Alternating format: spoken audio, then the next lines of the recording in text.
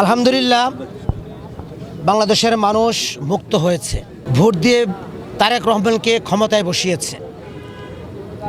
বাংলাদেশের জনগণের আশা আকাঙ্ক্ষার পূরণে বাংলাদেশের জনগণের প্রধানমন্ত্রী জনাব তারেক রহমান দায়িত্ব পাওয়ার পরে উনি বাংলাদেশের মানুষের প্রতিটা মানুষের যাতে ন্যায় নীতির মধ্য দিয়ে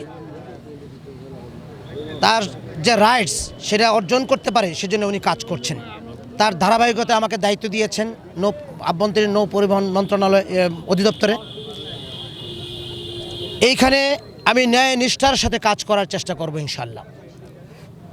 প্রতিটা নাগরিকের যেন তার রাইটস সঠিকভাবে পালন করতে পারে, সেজন্য এই স্বাধীন দেশে মুক্তভাবে চলতে পারে এবং তার সম্বল সুযোগ সুবিধা সে ভোগ করতে পারে, সেজন্য আমি কাজ করব ইনশাল্লাহ।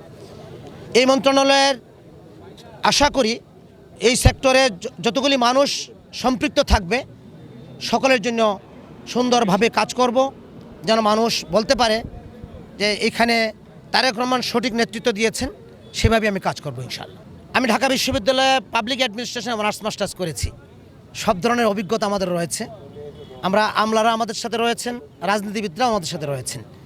অবশ্যই ন্যায় নিষ্ঠার সাথে কাজ করব, প্রতিটা সমস্যা নিরূপণ করব, সর্ট আউট করব এবং সেটা সমাধান করার জন্য চেষ্টা করব। অবশ্যই এখানে দুর্নীতিমুক্তভাবে একটি সমৃদ্ধশালী যে অধিদপ্তর আছে সেটা যাতে প্রতিটা মানুষের নাগরিকের সেবা নিশ্চিত করা যায় সেজন্য কাজ করব।